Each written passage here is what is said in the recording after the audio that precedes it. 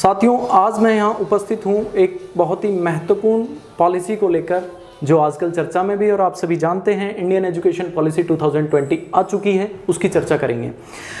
इससे पहले education policy जो आई थी वो 1986 में आई थी, यानी कि 34 इयर्स अगो पहले की बात करें तो 34 वर्षों में एजुकेशन पॉलिसी आई है। एक बार 1992 में भी आई थी जिसमें कुछ थोड़े बहुत सुधार किए गए थे, लेकिन अगर हम बात करें सुधारों की तो 2020 की जो पॉलिसी वो एकदम डिफरेंट है 1986 की पॉलिसी से अगर कंपैरिजन करते हैं तो मैं बता दूं इसमें सबसे अच्छी बात ये है, कुछ पॉइंट्स पे अपन बात करेंगे। तो पहला पॉइंट अपना जो स्टार्ट होता है वो ये होता है नो लैंग्वेज बैरियर। बहुत ही अच्छा पॉइंट है, शानदार पॉइंट उन्होंने बताया कि नो लैंग्वेज बैरियर। इसका मतलब ये है कि study in regional languages till standard fifth तक बच्चा अपनी रीजनल भाषा में, यानी कि उसकी जो रीजनल लैंग्वेज है उसमें पढ़ाई कर सकता है।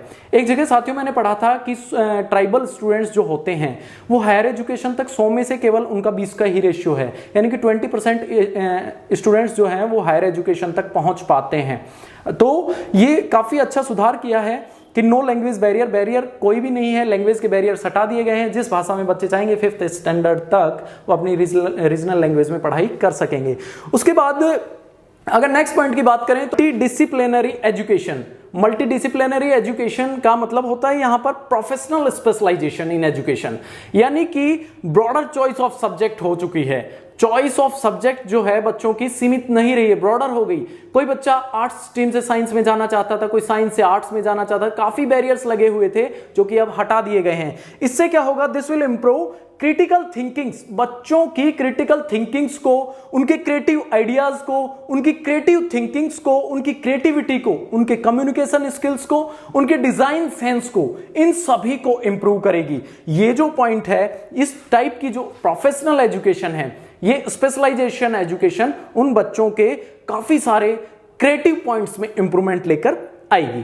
ठीक है, उसके बाद नेक्स्ट पॉइंट की यदि चर्चा करें तो वो है multiple entry and exit points. Multiple entry and exit points. तो multiple entry and exit point की यदि बात करें तो आप लोगों ने देखा होगा काफी बार कि कुछ बच्चे फाइनेंशियल सपोर्ट ना होने की वजह से कॉलेज में 1 साल जाते हैं, 2 साल जाते हैं और कॉलेज किसी कारणवश घर में समस्याओं के चलते उनको छोड़ देना पड़ता है और वहां पर उनका कॉलेज काउंट नहीं होता है, किसने कॉलेज किया भी है या नहीं। तो लास्ट जो डिग्री उसने प्रॉपर की थी सिर्फ वही काउंट होती है। लेकिन यहां पर अब अगर वो बच्चा 2 साल कॉलेज कर लिया और उसको कंटिन्यू करना चाहता है 4-5 साल बाद, तो अभी तो पॉलिसी ये है कि उसको शुरुआत से करना पड़ेगा। लेकिन न्यू जो एजुकेशन पॉलिसी आई है इसके अंतर्गत वो बच्चा जहां से उसने छोड़ा है वहीं से वो स्टार्ट कर सकता है उसको, यानी कि can live and continue study at multiple points. जहां पर भी वो चाहे उसको छोड़ सकता है और फिर पुनः उसको स्टार्ट कर सकता है। यानी कि एक एकेडमिक बैंक ऑफ क्रेडिट काम करेगा जो कि हमारे सारे रिकॉर्ड्स का ब्यौरा रखेगा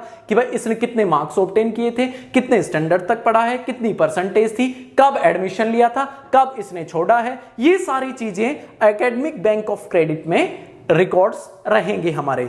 उसके बाद आज जो हम करते हैं कि भाई अगर हम कंटिन्यू एजुकेशन जैसे 2 साल कर लिया और फिर हमने छोड़ दिया तो हमें कोई सर्टिफिकेट नहीं मिलता है, कोई डिप्लोमा, कोई डिग्री नहीं मिलती है। लेकिन अभी क्या होगा, 1 साल यदि किसी बच्चे ने अच्छे से एजुकेशन में ग्रेजुएशन में एडमिशन लिया या फिर कोई भी कोर्स में एडमिशन लिया तो 1 साल यदि वो करता है तो उसको सर्टिफिकेट दिया जाएगा, 2 साल यदि वो करता है डिप्लोमा दिया जाएगा, कंप्लीट यदि वो करते हैं तो उसको डिग्री मिल जाएगी। तो यहां पर ये काफी अच्छी पॉलिसी है। उसके बाद सिंगल रेगुलेटरी की अगर बात करें तो ये पॉइंट भी काफी महत्वपूर्ण है। देखिए सिंगल रेगुलेटरी जो है या सिंगल रेगुलेटर की मैं बात करूं तो यहां पे इससे यह फायदा है कि अभी तक काफी कॉलेज वाले लोग जो हैं हमसे मिलते रहते हैं, शिक्षाविद लोग, वो बताते हैं कि यार आज यूजीसी का ये परमिशन नहीं मिली, आज एनसीटी की परमिशन नहीं मिली, आज ये नहीं मिला, आज ये नहीं मिला। तो उसमें काफी समस्याएं आती रहती थी। अभी क्या है, अभी एक ही बॉडी इसको गवर्न करेगी और वो बॉडी सिंगल रेगुलेटरी के नाम से जानी जाती है, जो कौन सी, HECI, higher education commission of India, higher education commission of India.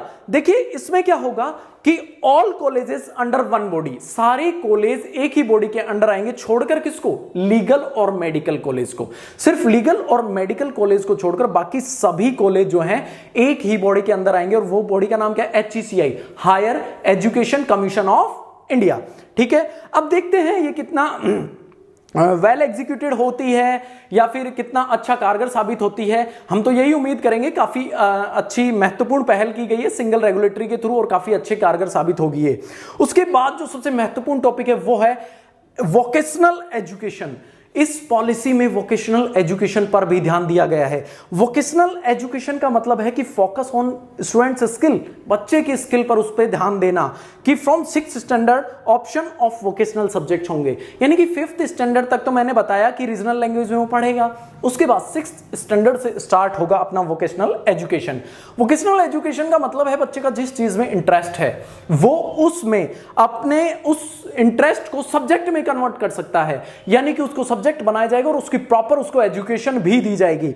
अब इससे क्या फायदा होगा, एक तो कैरिकुलम भी घटाया जाएगा, वोकेशनल एजुकेशन के थ्रू कैरिकुलम को घटाया जाएगा, बैकलेस पीरियड्स भी होंगे।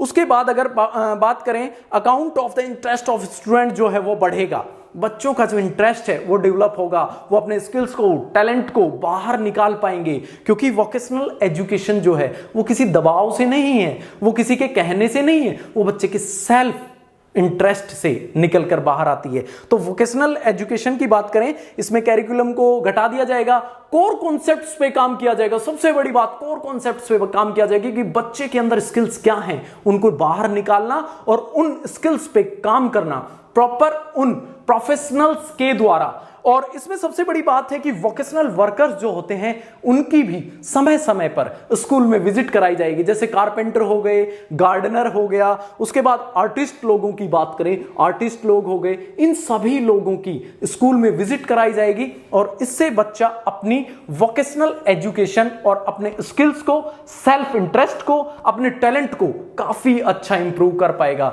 तो उसके बाद जो नेक्स्ट पॉइंट अपना आता है, काफी अच्छा पॉइंट है ये भी, मेकओवर ऑफ रिपोर्ट कार्ड्स। अब देखिए रिपोर्ट कार्ड्स की यदि मैं बात करता हूं, किसी भी XYZ पड़ोसी के बच्चे ने इतने मार्क्स ले लिए, तूने क्यों नहीं लिए, बच्चे को एक तरह से कोसा जा रहा है, उसको टॉर्चर किया जा रहा है, मेंटली टॉर्चर किया जा रहा है। तो आजकल जो account of skills and capabilities हैं वो कम होती जा रही हैं, इस वजह से इन चीजों का भी अकाउंट रखा जाएगा कि इस बच्चे के अंदर स्किल्स क्या हैं, कैपेबिलिटीज क्या हैं। इसके जो थ्योरेटिकल पोर्शन है उसमें मार्क्स कम आए, कोई इश्यू नहीं है, इसके स्किल्स और कैपेबिलिटीज को देखा जाए, यानी कि उन पे वर्कआउट किया जाएगा, उनका अकाउंट भी रहेगा, रिकॉर्ड्स भी रखा जाएगा कि बच्चा अच्छा डांसर है, सिंगर है, ये बच्चा बहुत अच्छी पोइट्री भी करता है, ये बच्चा काफी अच्छे स्केच बनाता है, एक बहुत अच्छा आर्टिस्ट है, ड्रामेबाजी काफी अच्छी करता है, जोक अच्छे करता है। तो जिस भी फील्ड में बच्चा जाना चाहेगा उसको, उसके लिए वो एंकरेज करेंगे, बढ़ावा देंगे प्रोफेशनल लोग। लोअर एम्फेसिस ऑन मार्क्स पे ज्यादा ध्यान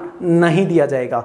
उसके बाद अगर बात करें रिवैम्प्ड ऑफ बोर्ड एग्जामिनेशन की, तो यहां पे फोकस ऑन स्किल्स पे फोकस दिया जाएगा।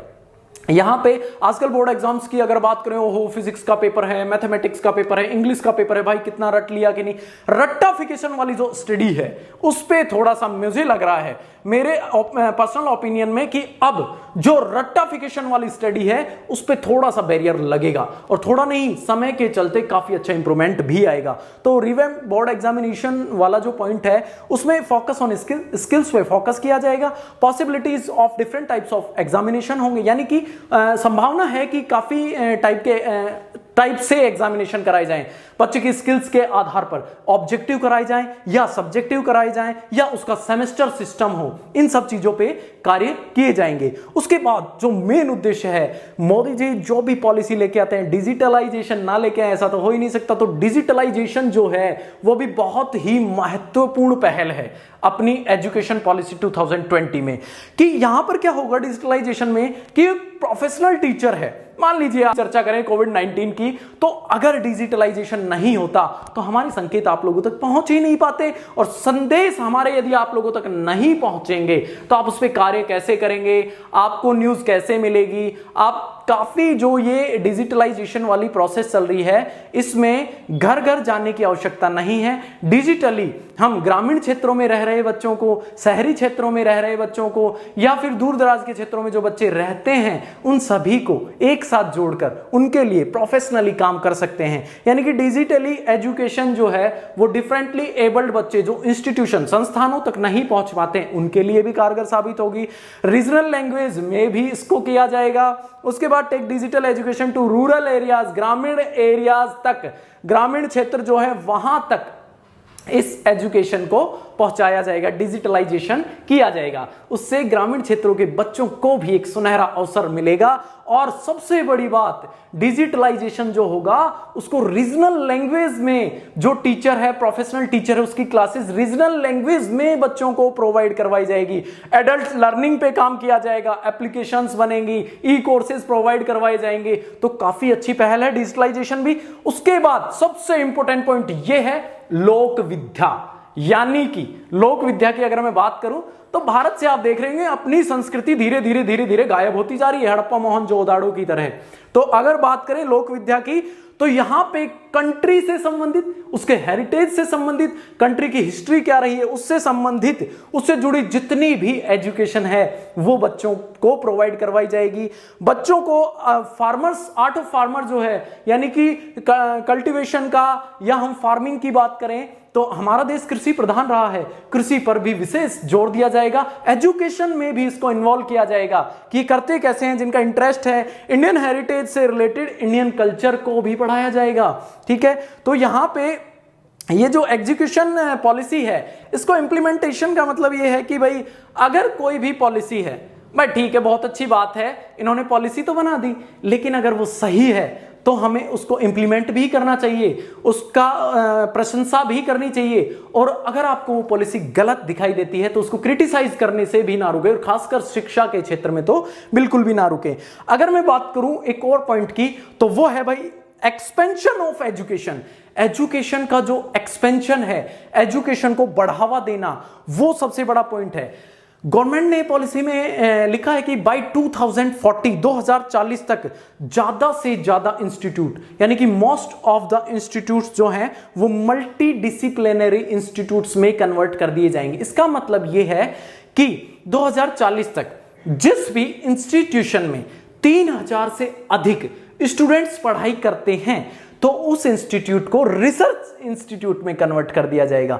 रिसर्च इंस्टीट्यूट में कन्वर्ट करने का मतलब है कि बच्चा शुरू से लेकर और लास्ट तक अपनी स्टडी वहां पर इजीली कर सकता है, उसको वो स्टडी मुहैया कराई जाएगी जो उसका स्किल है, जो उसका टैलेंट है, इससे बहुत बेनिफिट मिलेगा। उसके अलावा 2030 तक हर एक डिस्ट्रिक्ट में कम से कम एटलीस्ट वन डिसिप्लिनरी इंस्टीट्यूशन खोला जाएगा। ठीक है, उसके बाद देखिए सबसे मोस्ट इंपोर्टेंट, और जो पेरेंट्स को, टीचर्स को, स्कूल के जो लोग हैं, स्कूल संस्थानों से जुड़े हैं, एजुकेशन से जो भी लोग जुड़े हुए हैं, उनको परेशान करता है वो है फी स्ट्रक्चर।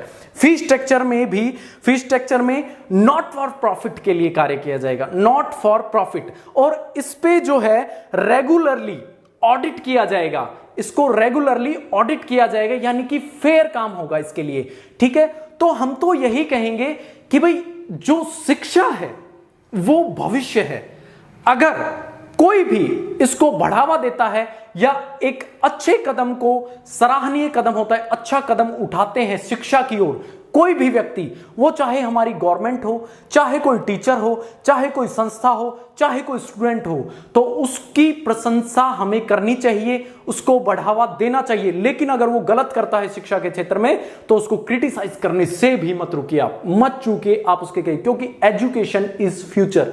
शिक्षा जो है वो भविष्य है, और उस भविष्य का सबसे अच्छा एग्जाम्पल हमारे बच्चे हैं, क्योंकि आज से जब हम उनको तैयार करेंगे तो फ्यूचर वही बन के निकलेंगे।